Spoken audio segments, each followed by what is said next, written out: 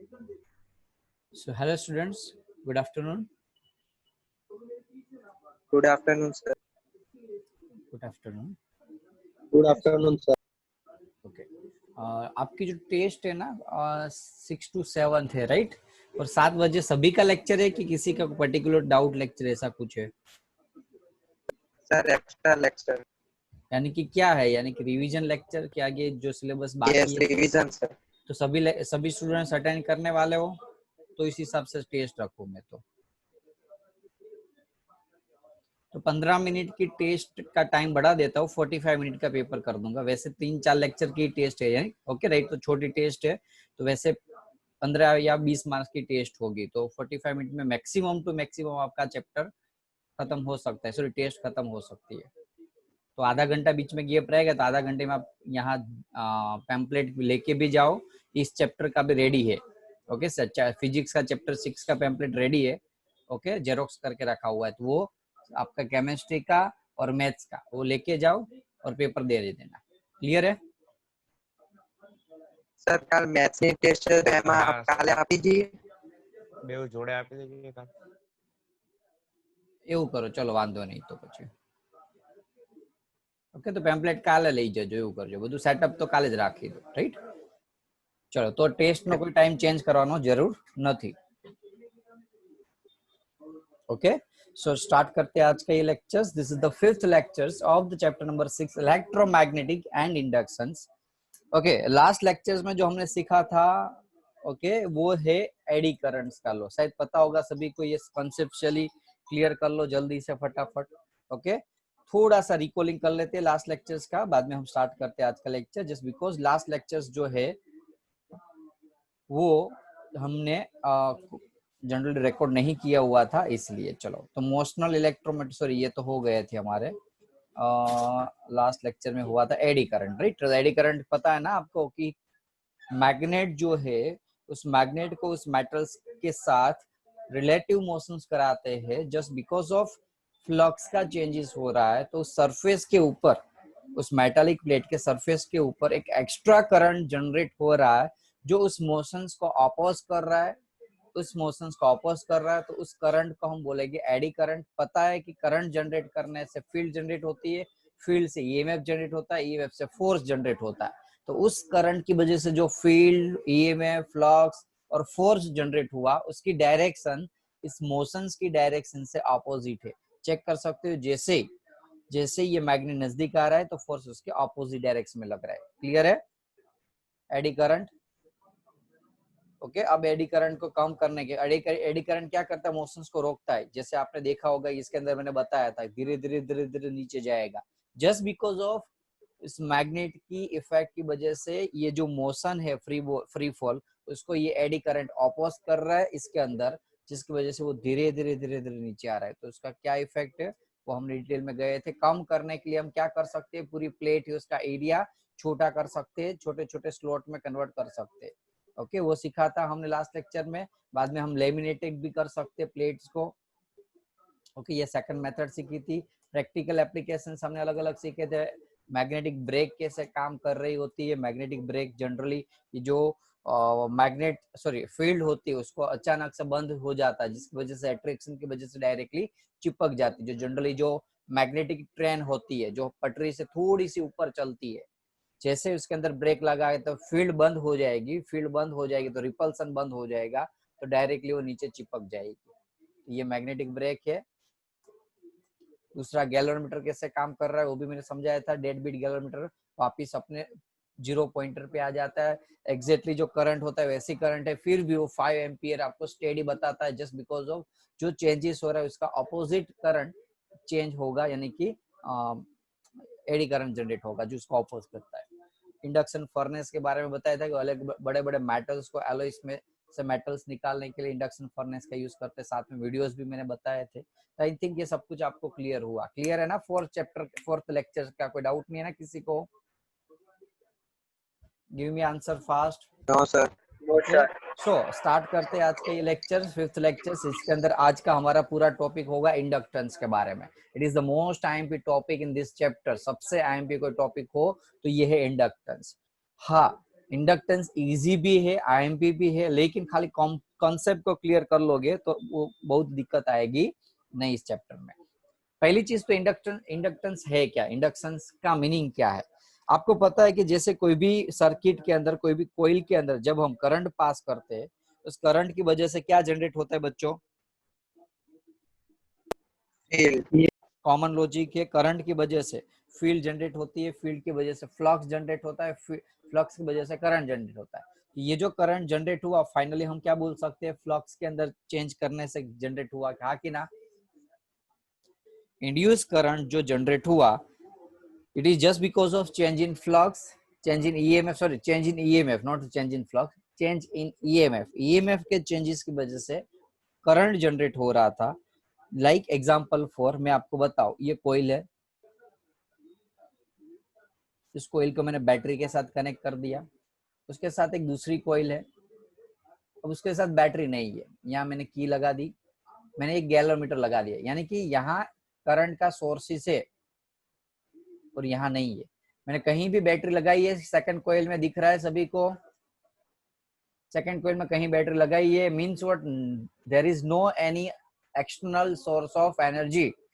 Like अब यहाँ से मैं यदि याद करो फैराडे का थर्ड एक्सपेरिमेंट, यही इंडक्शन के बारे में आपको बता रहा, मैंने चीज आपको बताई थी, first experiment, second experiment, third experiment. First कैसे काम कर रहा है, थर्ड कैसे काम कर रहा है, fourth, sorry, first second third. Third के अंदर हम क्या करते थे बच्चों, यहाँ से की को ऑन ऑफ करते थे, हाँ कि ना, हाँ कि ना? Yes sir. Yes, okay. इस की को ऑन ऑफ करने से क्या होता था, इसके अंदर जो फील्ड जनरेट हो रही थी, मैग्नेटिक फील्ड लाइन थी, उसके अंदर चेंजेस होता था, उस मैग्नेटिक फील्ड लाइन इस मैग्नेटिक फील्ड लाइन से लिंक होती थी, चेंज होता था। आपको पता है फील्ड लाइन का चेंजेस से फ्लक्स जनरेट होता है और फ्लक्स की वजह से ईएमएफ जनरेट होता है, हाँ कि ना? और ईएमएफ जनरेट होने से करंट जनरेट होता है, ईएमएफ यानी कि वोल्टेज, वोल्टेज यानी कि करंट। अब चेक करोगे जैसे आप इस कोइल 1 में से स्विच ऑन ऑफ करते हो, उसके अंदर जो फील्ड जनरेट होती है, जिसकी वजह से फ्लक्स जनरेट होता है, जिसकी वजह से ईएमएफ जनरेट होता है और जिसकी वजह से करंट जनरेट होता है, वो आपको यहाँ गैल्वेनोमीटर के अंदर दिखाई देगा। मीन्स व्हाट, हमने क्या किया यहाँ इस कोइल में, इस कोइल के अंदर क्या जनरेट किया मैंने, करंट जनरेट किया। तो इसकी डेफिनेशन, इंडक्शन की डेफिनेशन ऐसे बता सकते हो आप, मैं ओरली बोल रहा हूँ, ओके? नोट्स के अंदर लिखिए, यदि नोट्स हो तो आप साइड में रख सकते हो, कि if any induced current, not current, induced current word use करना जरूरी है। Induced current can be, current can be induced, current can be induced, या induced current can be induced, generated भी यूज कर सकते हो, इन अ कोइल। करंट कैसे generate हुआ बच्चों, क्या चेंज करने से, फ्लक्स चेंज करने से। In the coil, due to change in flux, change in flux by, यहाँ कोइल ये थी सेकंड कोइल, फ्लक्स किसके अंदर जनरेट हुआ बच्चों, किसके थ्रू मैंने जनरेट किया, फर्स्ट कोइल से, यानी कि अनदर कोइल लिख सकते हैं हम, हाँ कि ना? इस कोइल के अंदर ईएमएफ जनरेट हुआ, करंट जनरेट हुआ, किसकी वजह से, इसके अंदर जो फ्लक्स चेंज हुआ उसकी वजह से। जरूरी नहीं है कि हमें दूसरे फ्लक्स की ही जरूरत पड़ेगी, काफी बार क्या होगा कि खुद का फ्लक्स भी, जनरली कोई सोलेनोइड लो, ये मैंने सोलेनोइड लिया, राइट, उसमें से करंट पास किया, करंट पास हुआ तो सोलेनोइड की फील्ड जनरेट होगी, इस फील्ड के अंदर चेंजेस होने से फ्लक्स जनरेट होगा, फ्लक्स के अंदर जनरेट होने से ईएमएफ जनरेट होगा, ईएमएफ से क्या जनरेट होगा बच्चों, यही कोइल के अंदर ये जो करंट पास हो रहा है उसके ऑपोजिट डायरेक्शन में एडी करंट जनरेट होगा, हाँ कि ना, हाँ कि ना? Yes sir. यस, तो इस एडी करंट से अब करंट क्या करता है, फ्लक्स जनरेट करता है, ईएमएफ जनरेट करता है। यानी कि ऐसा जरूरी नहीं कि फ्लक्स है वो अनदर कोइल से ही जनरेट हो, वो खुद अपने कोइल से भी जनरेट, यानी कि सेम कोइल से भी फ्लक्स जनरेट हो सकता है। एडी करंट याद रख सकते हो ना आप। एडी करंट क्या था कि भाई इस प्लेट में से जो करंट पास हो रहा था, उस करंट की वजह से जो फ्लक्स जनरेट हो रहा है, इसकी वजह से बीच में प्लेट के अंदर छोटे छोटे करंट जनरेट होते थे। तो ये जो करंट है उस कोइल के खुद से या अनदर कोइल से जनरेट हुई, तो उस प्रोसेस को हम बोलेंगे इंडक्शन प्रोसेस। उस प्रोसेस को हम क्या बोलेंगे? Induction process. Got it? Induction यानी कि कोई सेम कोइल या दूसरे कोइल के अंदर फ्लक्स चेंज करने से उस कोइल के अंदर जो करंट जनरेट होता है उसको हम बोलेंगे इंडक्शन। क्लियर हो तो मैं आगे बढ़ू? Yes sir. ओके, तो ये हुआ इंडक्टेंस। इंडक्टेंस किसके ऊपर डिपेंड है बच्चों? इंडक्टेंस की जो डेफिनेशन है इसके अंदर एक चीज आई थी, क्या आई थी याद करो? Flux is depends on the current या current is depends on the flux. तो किसके ऊपर डिपेंड है फ्लक्स? करंट के ऊपर। यदि नंबर ऑफ टर्न, ये जो कोयला आप ले रहे हो उसके अंदर n टर्न है, n प्रोपोर्शनल टू I होगा। अब ये प्रोपोर्शनलिटी यदि हम दूर करते तो जो कांस्टेंट लगता है k, उसको हम बोलेंगे इंडक्टेंस। उसको हम क्या बोलेंगे? इंडक्टेंस। उसको हम बोलेंगे इंडक्टेंस। तो इंडक्टेंस जो है जनरली वो स्केलर क्वांटिटी है पहली चीज तो, क्योंकि यहाँ हम डायरेक्शन कहीं मानते नहीं है। यूनिट उसका है हेनरी। अभी मैं आपको बहुत डिटेल में बाद में समझा रहा हूँ, जैसे ये बेसिक कॉन्सेप्ट है। और डायमेंशन आपको कैसे आया, तो n phi upon I is equal to क्या होगा? प्रोपोर्शनलिटी दूर करो, यहाँ k इंटू I, तो k is equal to n phi by I। तो फ्लक्स का और करंट का, फ्लक्स का और करंट का आप यूनिट डालोगे तो आपका एक दूसरा यूनिट मिलेगा, वोल्ट सेकंड एम्पियर इनवर्स। ये कैसे आएगा मैं आपको डिटेल में बताता हूँ। पहले ये बेसिक कॉन्सेप्ट है इंडक्टेंस का। टेक्स्ट बुक में इंडक्टेंस के बारे में बेसिक इंफॉर्मेशन दी है। अब इंडक्टेंस जो है वो दो टाइप्स के। एक चीज तो, एक तो खुद के अंदर जो करंट जनरेट हुआ खुद की वजह से, सेम कोइल के अंदर यदि इंडक्टेंस जनरेट हो रहा है उसको हम सेल्फ इंडक्टेंस बोलते हैं। क्या बोलते हैं? Self inductance. और यदि दूसरे कोइल की वजह से, ये कोइल की वजह से इसके अंदर यदि करंट जनरेट हो रहा है तो उसको हम म्यूचुअल कंडक्टेंस बोलते हैं। पता चल रहा है सभी को? समझ में आया कि नहीं? यदि इसके अंदर जो इंड्यूस करंट हुआ वो खुद की वजह से जनरेट हो रहा है तो उसको हम बोलेंगे सेल्फ इंडक्टेंस। और यदि कोई दूसरे की फील्ड की वजह से, दूसरे के फ्लक्स की वजह से जनरेट हो रहा है तो उसको हम बोलेंगे म्यूचुअल कंडक्टेंस। यदि क्लियर हो तो मैं आगे बढ़ू। दो types. Yes sir. Okay, self conductance यानी कि खुद का कंडक्टेंस खुद की वजह से, खुद के अंदर से ही जनरेट हुआ। और म्यूचुअल यानी कि दूसरे कोइल की वजह से जनरेट हो रहा है। डिटेल में अभी जाएंगे हम, तो पहला हम टॉपिक डिटेल में जाते हैं म्यूचुअल कंडक्टेंस के बारे में, सॉरी इंडक्टेंस के बारे में। पहले म्यूचुअल इंडक्टेंस है क्या? It is the possible for the magnetic field of one coil to produce an induce current in the second coil. वो वही जो मैंने अभी बताया कि भाई लाइक एग्जांपल फॉर ये है बैटरी, यानी कि इसके अंदर की चालू बंद करने से यहाँ करंट जनरेट होता है। उस करंट की वजह से यहाँ फ्लक्स के अंदर चेंजेस होगा, वो फ्लक्स यहाँ लिंक होगा, जैसे यहाँ चेंज होगा जैसे यहाँ चेंज होगा, उस चेंज की वजह से इसके अंदर से जनरेट होगा करंट। हाँ कि ना? यस हाँ कि ना? तो उसको हम बोलेंगे म्यूचुअल इंडक्टेंस। यानी कि कोई दूसरे कोइल की वजह से, याद रखो it is possible for magnetic field of one coil to produced induced coil in the second coil. यानी कि सेकंड कोइल में मैग्नेटिक फील्ड में चेंज करके हम दूसरे कोइल के अंदर, फर्स्ट कोइल या सेकंड कोइल के अंदर इंडक्शन जनरेट कर सकते हैं। उस टाइप के इंडक्टेंस को बोलेंगे म्यूचुअल। मैं आपको डिटेल में अभी समझा रहा हूँ। This coils are connecting directly through the magnetic flux and this effect is called the mutual inductance. Okay, इस इफेक्ट को हम क्या बोलते हैं? Mutual inductance. कैसे? चलो डिटेल्स में जाते हैं, डेरिवेशन समझते हैं। यदि डेफिनेशंस लिखनी हो तो ऐसे लिख सकते हैं, या अभी जो मैंने बताया वो भी डेफिनेशन ही है, one type of it is possible. लेकिन वो डेफिनेशन नहीं है, एग्जैक्ट डेफिनेशन लिखनी है तो मैं यहाँ लिखता हूँ। It is the one type of the phenomena of produce the EMF in one coil. It is the phenomena of produce the EMF in one coil due to change in another coil. Change of current in another coil, neighbouring coil भी use कर सकते हो। Clear? Induced EMF, it is the phenomena of to induce the EMF in one coil.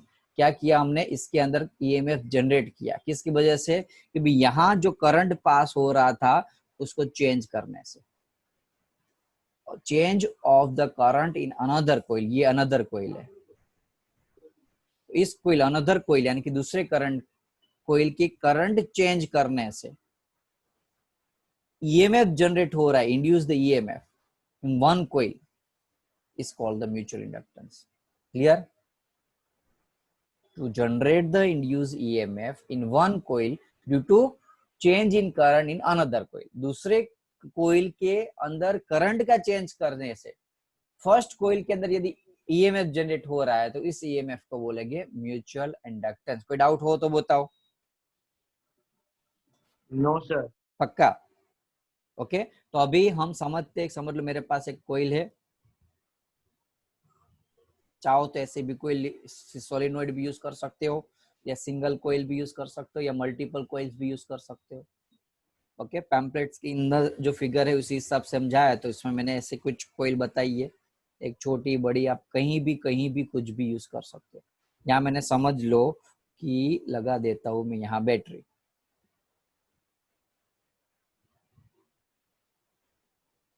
Switch चालू on की, C2 के अंदर flux generate हुआ, नजदीक होगा उतना फ्लक्स ज्यादा जनरेट होता है। तो ये जो फ्लक्स था वो किसका था? मैग्नेटिक फील्ड लाइन किसकी थी? ये दिख रही है आपको वो,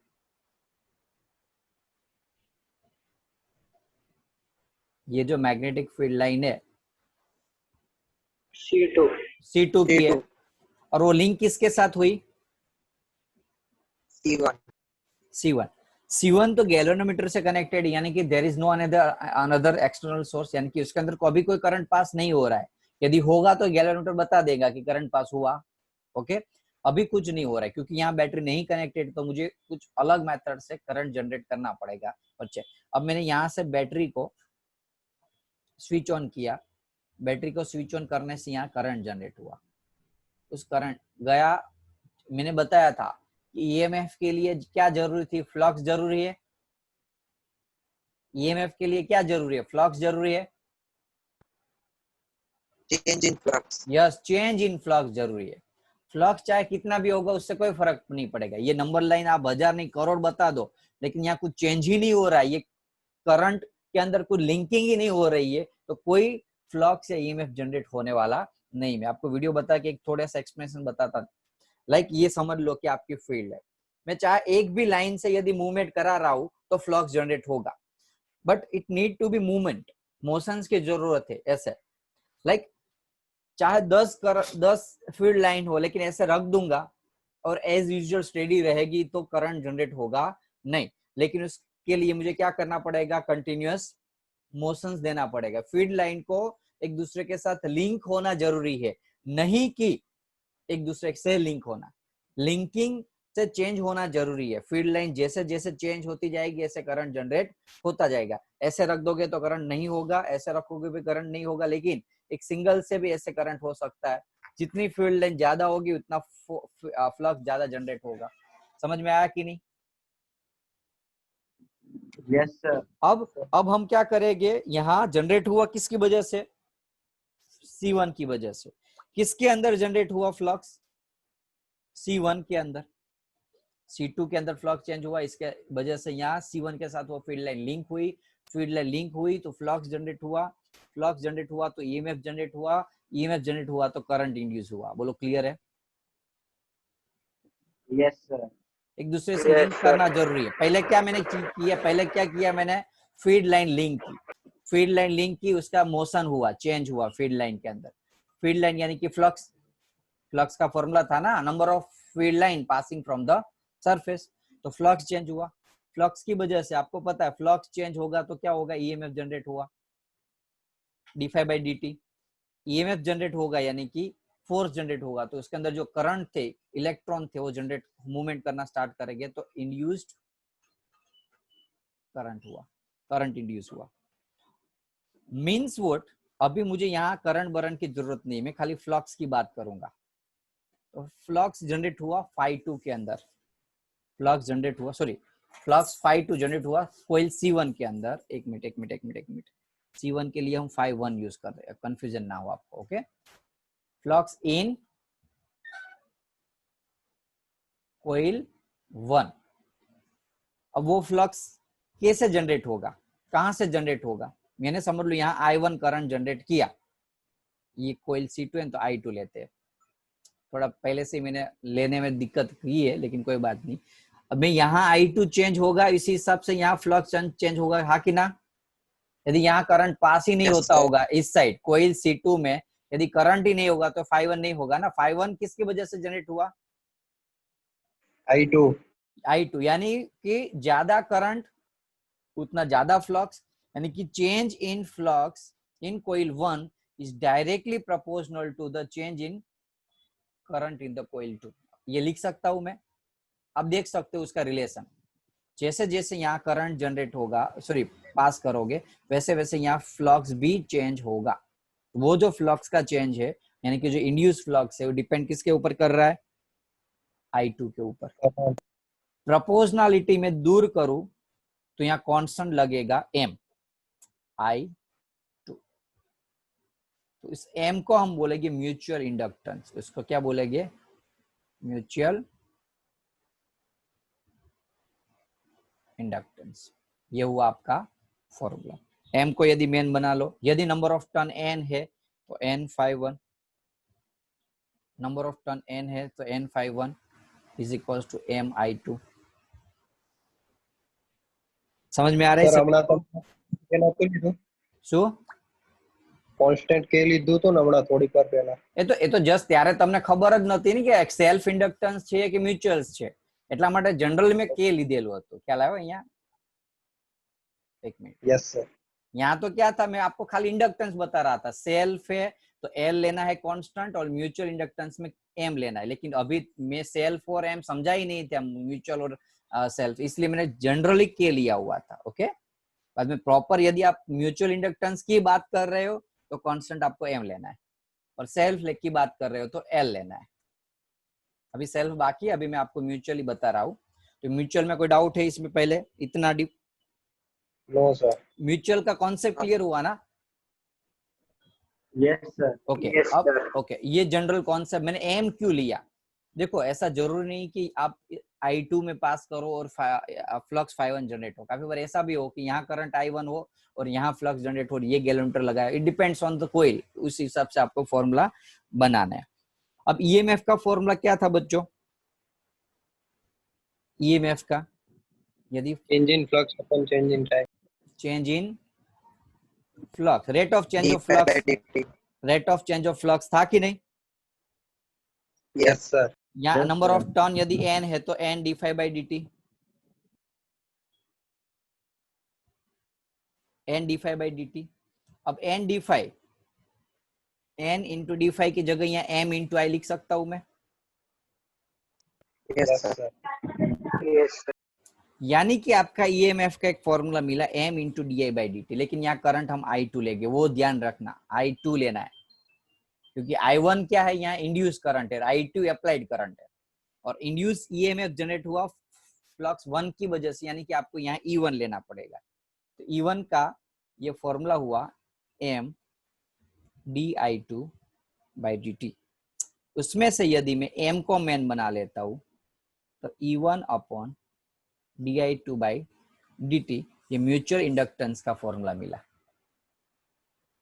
अब ये di बाई dt क्या है, तो उसको हम ऐसे लिख सकते हैं, rate of change of current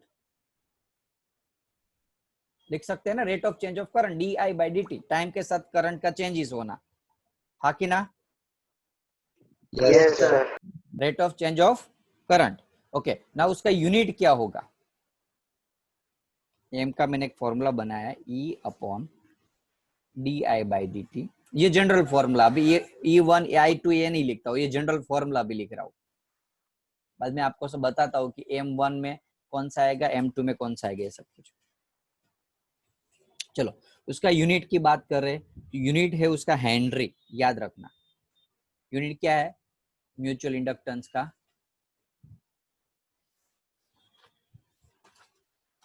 Henry, जिसको हम एच बोलते, okay. Otherwise volt, second ampere inverse. ये कहां से आया पता है? मैंने ये फर्स्ट टॉपिक में इंडक्टेंस में जल्दी जल्दी में आपको बता दिया था, वी एस ए इनवर्स। कहां से आया कोई बता सकता है? Sir EMF no V. ऊपर के फॉर्मूला से बेटा, जो ईएमएफ का क्या है, M D I by D T. EMF का क्या है वोल्ट, करंट का क्या है एम्पियर, और टाइम का है सेकंड। सेकंड ऊपर चला जाएगा, ऐसा होगा, डिनोमिनेटर का डिनोमिनेटर Yes, सेकंड sir. ऊपर, और V S ampere inverse. Okay, तो ये आपको दूसरा एक फॉर्मूला मिला, लेकिन हेनरी याद रखना हुआ एम्पियर, ऐसा यूनिट है वो। अब काफी बार एग्जाम में पूछते हैं कि 1 हेनरी की डेफिनेशन बताओ। जैसे याद हो तो पावर या क्या किलोवाट आवर्स कैसे डेफिनेशन बनाते थे ना, ऐसा बता देना है। हेनरी किसका यूनिट है? म्यूचुअल इंडक्टेंस का, म्यूचुअल इंडक्टेंस। 1 एच। ईएमएफ का यूनिट क्या है? हमें हेनरी, या हेनरी यानी कि यूनिट। तो यूनिट की जब डेफिनेशन पूछते हैं तो हम उस फॉर्मूला में सारे क्वांटिटी के यूनिट लिख देंगे। 1 वोल्ट और D I by D T हम ले लेते हैं 1 तो इफ, ध्यान रखो 1 हेनरी की डेफिनेशन मोस्ट टाइम पे जनरली पूछे थे एग्जाम के अंदर। 1 हेनरी की definition, if 1 volt EMF is generated in the one coil due to rate of change of current in the another coil। क्योंकि आपको पता है कि यहाँ म्यूचुअल इंडक्टेंस का फॉर्मूला में, आगे के टॉपिक देखो, यहाँ E1 था तो यहाँ I2 था। ये कोयल 1 की ईएमएफ थी, तो ये कोयल 2 का करंट था, इसलिए मैं यहाँ I1 और यहाँ I2 लिखूं। तो कोयल 1 के अंदर 1 वोल्ट यदि ईएमएफ जनरेट करना है, कोयल 1 के अंदर 1 वोल्ट ईएमएफ जनरेट करना है, कैसे? तो कोयल 2 के अंदर 1 rate of change of current adjust करके, तो जो इंडक्टेंस मिलेगा उसको हम बोलेंगे 1 हेनरी। ये सारी ऐसी चीज है बेटा, वो रट्टा मार के याद नहीं रख सकते, वो आपको समझने के बाद ही और अपनी लैंग्वेज में बना देनी। ऐसा कोई रूल्स एंड रेगुलेशन नहीं है कि जो टेक्स्ट बुक में दिया हुआ है वही डेफिनेशन वही लैंग्वेज के अंदर लिखो। आपको ये फॉर्मूला याद है, उस फॉर्मूला के हिसाब से आपको डेफिनेशन बनानी है। कौन बता पाएगा कोई 1 हेनरी की डेफिनेशन? चलो जल्दी, खुश। 1 Henry. 1 volt is passing through the coil due to change in current in another coil. Very good. देखो ऐसे लिख सकते हैं, 1 volt EMF generated in the coil 1। 1 volt EMF, E यानी कि ईएमएफ था, 1 volt EMF is generated in the coil 1 by passing the rate of change of current, unit rate of change of current in coil 2, then the inductance will be 1 Henry. The inductance of the coil is said to be 1 Henry. Clear है सभी को? Thumb दिखा दो यदि clear हो definition तो। Okay, 3-4 students ने की, यदि सभी को क्लियर तो बताओ, अदरवाइज वापस एक्सप्लेन कर दो। आलस मत करो यार, बस। Very good. ओके, अटेंडेंस में चेक कर ले तो। जयमिनी एब्सेंट है, यदि हो तो बताओ। Kanishk? No sir, present. Jaymini present है। कनिष्क? कनिष्क, राजवी? ओके, प्रेजेंट है। सॉरी, कनिष्क और राजवी एब्सेंट, जयमिनी प्रेजेंट है। चलो, सो 1 हेनरी की डेफिनेशन यदि क्लियर हो तो मैं आगे बढ़ू। सर एक Yes, डाउट sir. है हाँ बोलो ना। सर, फॉर्मूला में नेगेटिव साइन नहीं આવે? આ મ્યુચ્યુઅલ ઇન્ડક્ટન્સ બેટા સ્કેલર ક્વોન્ટિટી છે, એટલે સાઇન ની જરૂર ના પડે ને। इंडक्टेंस म्यूचुअल नहीं, कोई भी इंडक्टेंस है ना, वो स्केलर क्वांटिटी है। तो जनरली हम क्या करेंगे, मैग्नीट्यूड ही लेंगे इसका, D I by D T का मैग्नीट्यूड लेंगे, ईएमएफ का मैग्नीट्यूड लेते हैं। Okay, okay clear now. चलो, अब जो सबसे ज्यादा कंफ्यूजन स्टूडेंट्स को होता है उसको मैं क्लियर कर देता हूँ। लाइक पहले केस में मैंने एक कोयल ली थी, दूसरी कोयल ली थी,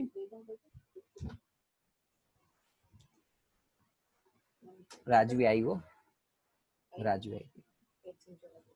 चलो, ये गैल्वेनोमीटर है। करंट किसके अंदर पास किया बच्चों हमने? कोइल 1 ले लेते, I1 के अंदर करंट किसके अंदर पास किया? I1 के अंदर। फ्लक्स किसके अंदर जनरेट हुआ? कोइल 2 के अंदर। कोइल 2 के अंदर फ्लक्स जनरेट हुआ। ध्यान रखना, बहुत इंपॉर्टेंट है चीज। तो change in flux is proportional to I1। Change in flux is proportional to I1। Rate of change of flux यदि EMF का फॉर्मूला यदि लिखे तो E2 इज इक्वल्स टू एक मिनट कनिष् भी प्रेजेंट છે आयो आयो ऑप्शन गया ને એટલે આવ્યા છે। चलो, EMF का फॉर्मूला था M DI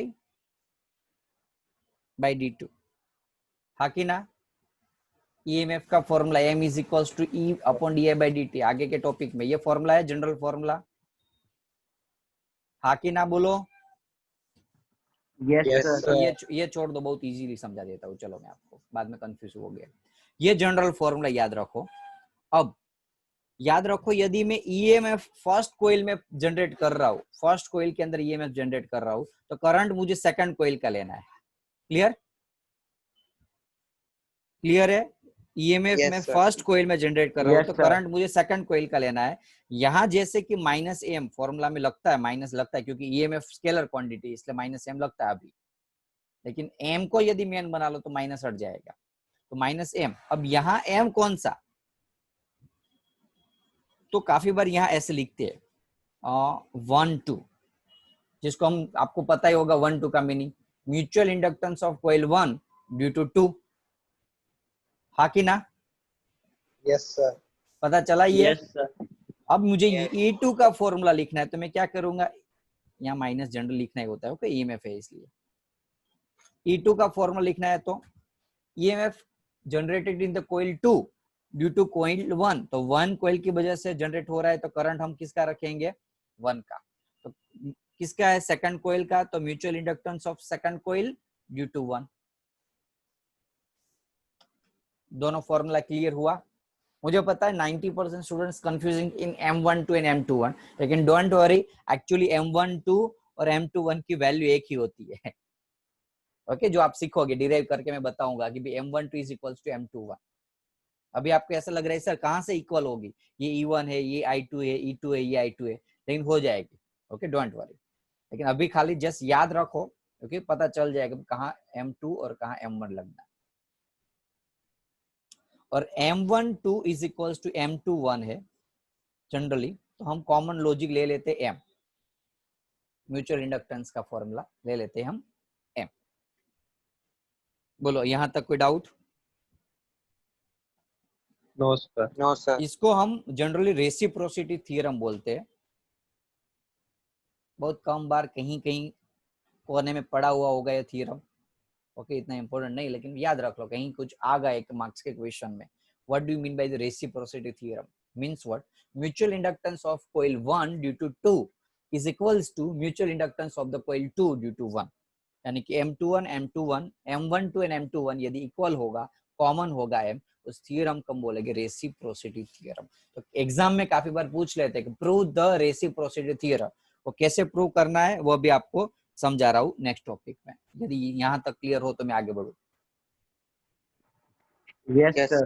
तो वही हम सीखते हैं म्यूचुअल इंडक्टेंस, M1 का फॉर्मूला। वैसा बोले सर M1 का फॉर्मूला तो आपने यहाँ बता दिया कि भाई M is equal to EMF upon DI by DT, है ना? M को मेन बना लो तो E upon DI by DT, लेकिन वो नहीं, जनरल फॉर्मूला जो जनरली न्यूमेरिकल्स में काम आएगा। क्वेश्चन में यहाँ काफी बार न्यूमेरिकल पूछते हैं ऐसा कि find out the mutual inductance of the two long coaxial and equal length solenoid. Two long coaxial equal length solenoid, मैंने यहाँ शॉर्ट फॉर्म में लिखा है, लेकिन ऐसा एग्जाम में पूछ सकते हैं। तो पहले हम बना देते, टू कोयल बना देते। एक मिनट, IMP क्वेश्चन है, बहुत IMP है, ध्यान रखना, है इजी। ये है, एक मिनट, ड्राइंग आता है ना तब बहुत प्रॉब्लम होती है। चलो, ये हम कोयल 1 लेते हैं जिसके अंदर से करंट I1 पास हो रहा है या करंट जनरेट होगा। डिपेंड कर रहा है हम किसको लेते हैं, और उसका रेडियस हम ले लेते हैं अभी R1। ये जो कोइल है ना उसका क्रॉस सेक्शनल एरिया ये हुआ। अब दूसरी कोइल है, दूसरी कोइल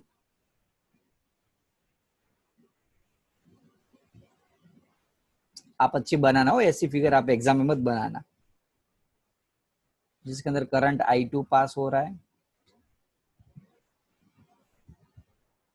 और उसका क्रॉस सेक्शनल एरिया, ये कलर जमा नहीं मुझे कुछ, R2 है। कुछ समझ में आया ना आपको? मैंने ड्रॉ अच्छे से नहीं किया लेकिन आप समझ सकते हैं। दो कॉइल है उसको एक दूसरे के अंदर मिक्स कर दिया। कोएक्सिल का मीनिंग क्या हुआ? कोएक्सिल यानी कि कोई एक ही एक्सिस में से ये दोनों कॉइल पास हो रही है, कॉमन एक्सिस है उसका। जैसे ये कॉइल है उसकी ये एक्सिस हुई, एक्सल हुई, तो यही एक्सल पे दूसरा मैं कॉइल बना रहा हूं। समझ में आया ना कोएक्सल यानी कि? हाँ कि ना? Yes, sir. चलो एक काम Yes, कर दो, sir. विद इन 1 मिनट बची है तो लेक्चर्स को रीज्वाइन कर दो, वही लिंक के ऊपर क्लिक करके लेक्चर्स को रीज्वाइन कर दो जल्दी से। चलो सेकंड सेशन चालू करते हैं।